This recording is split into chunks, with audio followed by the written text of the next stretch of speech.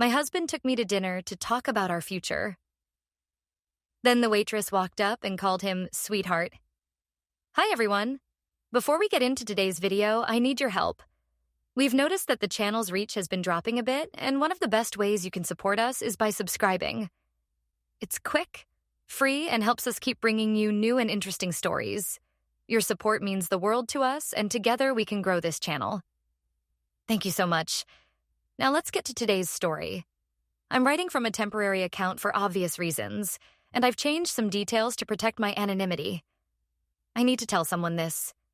I need to write it down before the details blur and become just another memory I can rewrite in my head to make it hurt less. Before I convince myself that what I saw wasn't real, that I misunderstood the look in his eyes, that this is all some terrible misunderstanding. But it's not. And I won't let myself forget, even though every part of me wants to. This is my confession. This is the night everything fell apart. I met James at a coffee shop on a rainy Tuesday in March. I remember because I'd worn my favorite blue dress and I was looking for a job, feeling hopeful about life in a way I hadn't felt in years. He was standing in line behind me, and when I stepped back, I accidentally bumped into him. He laughed. Actually laughed this genuine, warm sound and said, "Well, that's one way to get someone's attention." He bought my coffee. We talked until they had to kick us out because they were closing.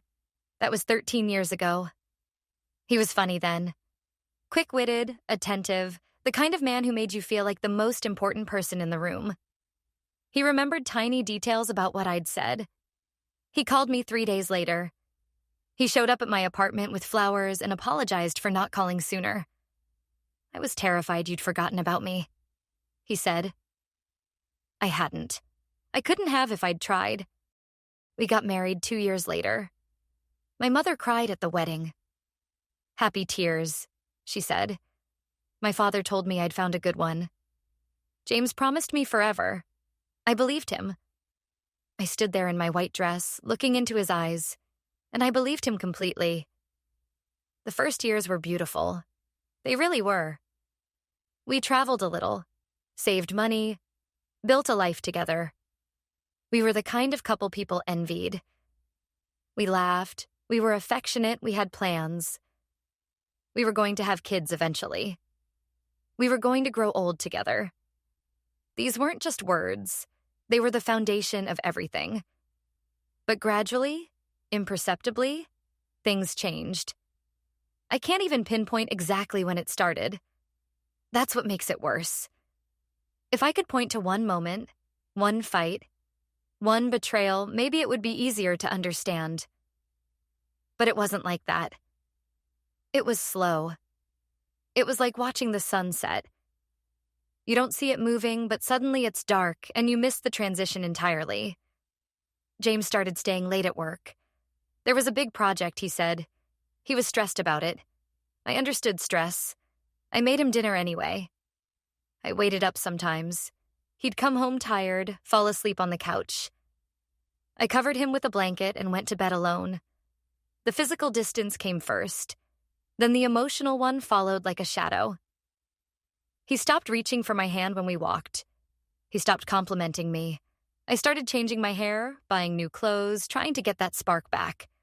I'd catch him looking at his phone, and when I asked what he was doing, he'd quickly turn the screen off and say, "Nothing, just work stuff." I told myself not to be paranoid, but something inside me knew.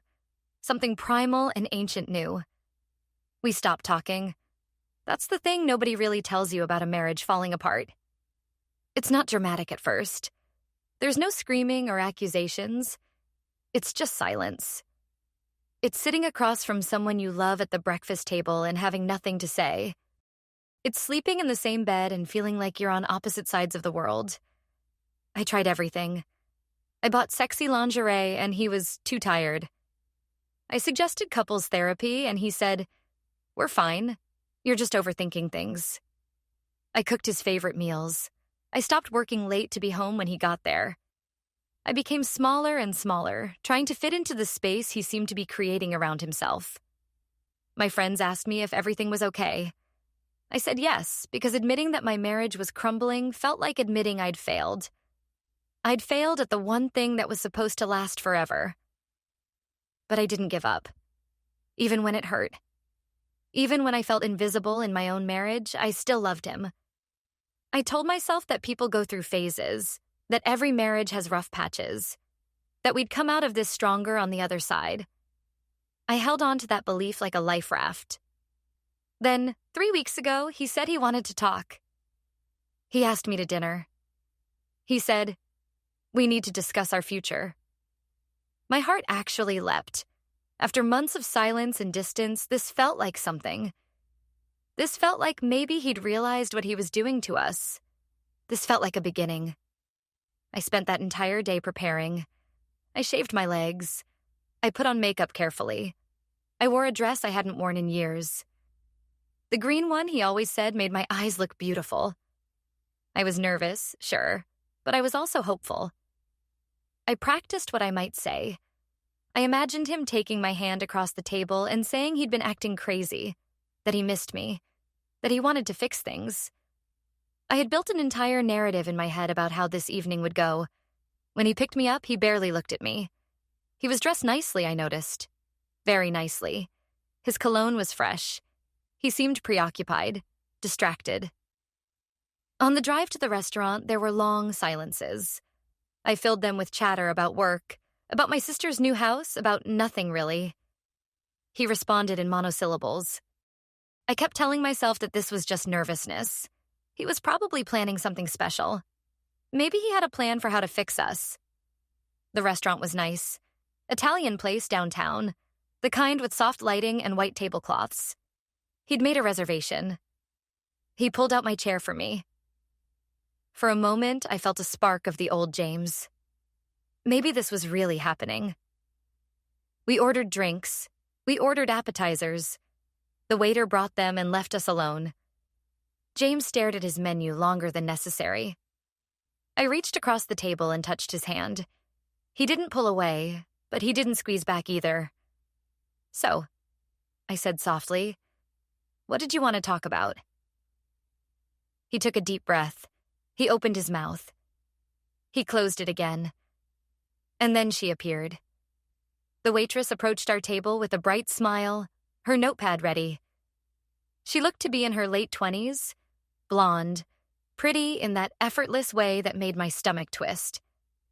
She placed her hand on the back of James's chair in a way that felt too familiar, and she said, "What can I get you, sweetheart?" The world stopped. It actually stopped. I know that sounds dramatic, but that's what it felt like.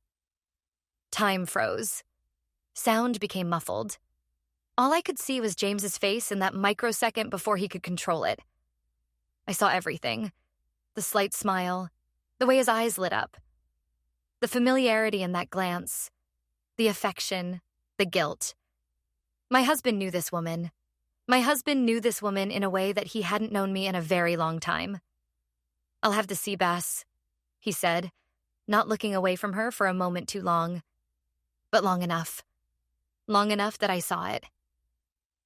The waitress, I'll call her that because I can't bring myself to think of her as a person with a real name, even though I do know it now. She wrote something down. Her hand lingered near his shoulder for just a second. "Excellent choice," she said. "To him? Only to him." She looked at me briefly, professionally, asked what I wanted, and didn't wait for me to finish my sentence before she walked away. I sat there, my hands trembling, my heart hammering in my chest. I looked at James. He wouldn't meet my eyes. He was suddenly very interested in folding his napkin. "Who is she?" My voice didn't sound like my own. It sounded small and scared. "The waitress? I don't know. Never seen her before." The lie came so easily, so smoothly, like he'd practiced it. "James." "What?" "Don't." He finally looked at me. For the first time that night, really looked at me, and I saw it written all over his face. I saw the secret. I saw the betrayal.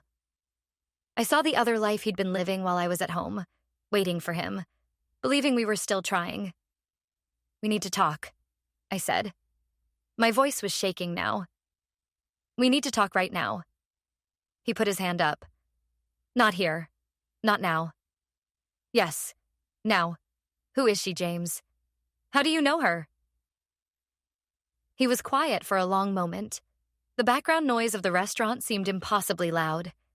Silverware clinking, people laughing, other couples on dates, probably celebrating something, probably still in love. Her name is Marcus, he finally said. My brain couldn't process what he was saying at first. My mind tried to rearrange the words into something that made sense. She's not... He's a friend. From work, we go to the same gym. The words were landing, but they weren't connecting to reality. I felt like I was drowning. James, what are you telling me? He wouldn't look at me. He was staring at the napkin he was mangling. That's who she is. She knows me. We're friends. Friends don't call you sweetheart like that. People say things. It doesn't mean anything. But it did, and we both knew it. The waitress came back with our food. She placed the plate in front of James first, let her fingers linger just slightly on the table as she set it down. Careful, it's hot, she said with a smile that was too warm, too knowing. He smiled back. It was a different smile than any I'd received from him in months. It was real. It was genuine. It was full of something I didn't recognize because I hadn't felt it from him in so long. I watched her walk away. I watched James watch her walk away. How long? I whispered. Rachel, How long, James? 4 months. But it's not what you think. It's not? Because what I think is that my husband has been having an affair. That's what I think. Tell me I'm wrong. Tell me you're not involved with her. He didn't say anything. He cut into his sea bass and took a bite, as if we were still just a couple on a normal dinner date. I felt something inside me break. Not crack, not bend. Break. Like glass breaking. Like something irreparable happening. Oh my God, I said. Oh my God, how long has this been happening? How long have you been lying to my face? Please don't make a scene, he said quietly. Don't make a scene. You're having an affair with someone who works here. You brought me to this restaurant where she works, and you don't want me to make a scene? I wanted to tell you. I wanted to talk about it tonight. That's what this dinner was about. The cruelty of it was almost too much. He'd orchestrated this. He'd wanted to tell me, and he'd wanted to tell me here in front of her, like this was some kind of confession that would be easier to hear if I was trapped in a public place. You wanted to tell me by letting her call you sweetheart? You wanted to blindside me? I wanted you to understand that things haven't been working between us for a long time. And I met someone who... Don't. I held up my hand. Don't you dare. Don't you sit there and explain to me how this is my fault, or how our marriage was broken, and that's why you felt entitled to betray me. Just don't. He put down his fork. He finally looked at me directly. We've been unhappy for years, Rachel. You know we have. So you fucked her? That was the solution? Not therapy? Not honest conversation? Not actually trying to fix what we broke? Maybe it's better this way. The words hung in the air between us like poison. Maybe it's better this way. My husband was telling me that his affair was better than our marriage, that fucking someone else was better than being married to me. I felt tears on my face. I didn't even remember starting to cry. I reached for my water glass and my hand was shaking so badly I had to set it down. A couple at the next table was looking at us. This was everyone's worst nightmare, playing out in real time over overpriced pasta and wine. I have to go, I said. Rachel, wait. No, I'm done. I'm done sitting here. I'm done pretending. I'm done. I stood up. My legs felt weak, but I forced them to hold me up. I grabbed my purse. James reached for my arm, but I pulled away from him. Where are you going? Home, to pack, to get my things, to start figuring out how to unfasten my life from yours. Rachel, please. But I was already walking away. I could see the waitress Marcus watching me from across the restaurant. She had this expression on her face that was almost pitying, and that made me want to scream. I didn't, though. I just walked. I walked out of that restaurant and into the cool night air, and I felt my heart breaking all over again with each step. In the parking lot, I called a friend. She picked me up in 15 minutes, didn't ask questions, and let me cry in her passenger seat for an hour without saying anything. That's when you know who your real friends are. Not when things are good. When you're destroyed and someone just sits with you while you fall apart. The next week was a blur of phone calls to lawyers, to therapists, to my parents. James tried to contact me multiple times. He said he was sorry. He said he'd made a mistake. He said he wanted to work on things. But he'd had 4 months to think about that, and he'd chosen her instead. I moved out. I filed for divorce. I started therapy, where I cried a lot and learned that his affair wasn't about me failing as a wife. It was about him making a choice. It was about him being selfish and cruel and dishonest. The hardest part wasn't the heartbreak. It was the betrayal. It was all those nights he came home and I asked him where he was, and he lied. It was all those times I blamed myself for not being enough, when really he was just choosing someone else and making me feel crazy for thinking something was wrong. A month after we separated, I found out through mutual friends that James had moved in with Marcus. Not just casually dating, full-on moved in. The man who said he needed time to figure things out was now playing house with the waitress. She wasn't even working at the restaurant anymore. She'd quit. They were planning a trip to Mexico together. I felt sick. I still do sometimes, if I'm honest. What I've realized is that our marriage didn't end at that dinner. It ended long before. Maybe it ended the first time he lied about where he was going. Maybe it ended the first time he chose her over us. Maybe it ended the first time he stopped fighting for us and decided that it was easier to give up. The dinner was just the moment I finally saw the truth. I don't know if I made the right choice walking out. Some nights I wonder if I should have sat down and had an actual conversation. Some nights I wonder if there was anything I could have done differently. Some nights I'm angry and I catalog every betrayal, every lie, every moment he chose her over me. But most nights I'm grateful. I'm grateful that I found out. I'm grateful that I'm not still at home, waiting for him to come back to me. I'm grateful that I'm not still wondering if our marriage could be saved, because now I know it couldn't have been. Not really. Not when he was already living a double life. I'm rebuilding. It's slow. Some days are harder than others. I catch myself still reaching for his hand when I walk, and then I remember. I see couples laughing together at restaurants, and I feel a pang of something. Grief, maybe. Or just missing what I thought I had. The truth is that you can be married to someone and still be completely alone. You can build a life with someone and still feel like a stranger in your own home. You can love someone and still have them destroy you. But you can also survive it. I'm surviving it.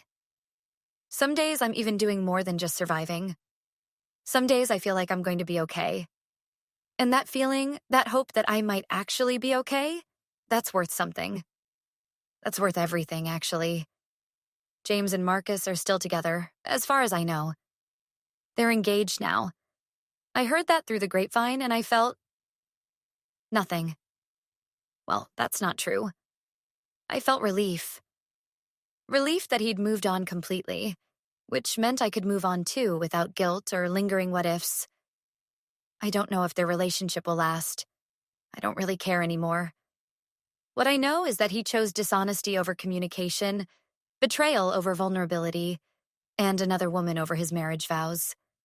What I know is that I deserved better.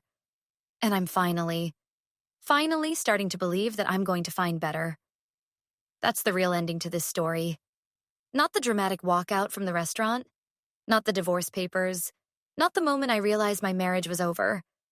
The real ending is me, sitting here, writing this down, and knowing that I'm going to be okay. More than okay. I'm going to be free.